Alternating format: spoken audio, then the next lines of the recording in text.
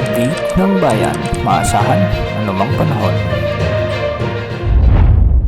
Magandang araw po sa ating lahat. Ngayon ay araw ng Biyernes, August 15, 2025 at narito na ang pinakahuling update sa magiging lagay ng ating panahon. Sa kasalukuyan ay habagat ang nakakaapekto sa malaking bahagi ng ating bansa, kaya maraming lugar ngayon ang nakakaranas ng maulap na kalangitan na minsan ay may mga pagkulog, pagkidlat. Dahil nga sa habagat, asahan ng maulap na papawirin na may mga kalat-kalat na pagulan at thunderstorms sa Metro Manila, sa buong Visayas, Mimaropa, Bicol Region, Calabarzon, Central Luzon, Zamboanga Peninsula, Bangsamoro Region or BARMM, Northern Mindanao, Caraga Region, kasama na ang Pangasinan.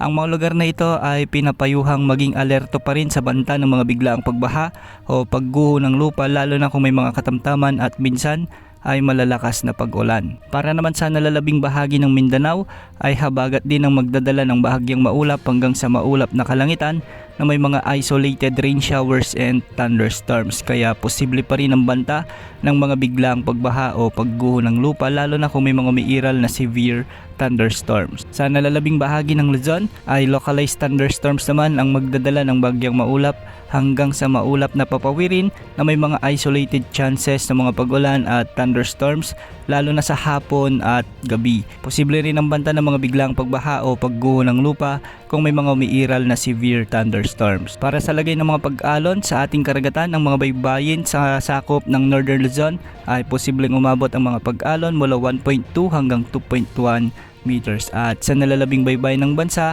ay posible ang mga pag-alon mula 0.6 hanggang 2.1 meters. Samantala, patuloy pa rin nating minomonitor ang mga cloud clusters na nasa silangan at kanlurang bahagi ng ating bansa.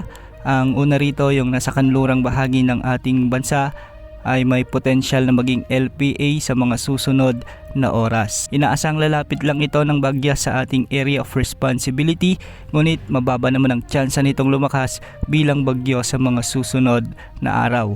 Kikilos ito ng hilagang kanluran at posibleng tumbukin naman ito ang bahagi ng Vietnam sa mga susunod pang mga araw. Samantala, ang isa pang cloud cluster na nasa silangan naman ng bansa o nasa silangan ng Luzon ay mababa rin ang tsansang mamuo bilang LPA sa mga susunod na oras. Ngunit sa mga susunod na araw ay tumataas ang tsansa nitong maging low pressure area at hindi rin inaalis ang posibilidad na lumakas ito bilang bagyo habang kumikilos ito ng pahilaga papalapit sa Taiwan. Kung sakaling lumakas ito bilang bagyo sa mga susunod na araw sa loob ng ating area of responsibility, ay tatawagin natin itong bagyong Huaning. Antabayanan ng mga susunod na updates ukol sa mga potensyal na sama ng panahon na ito.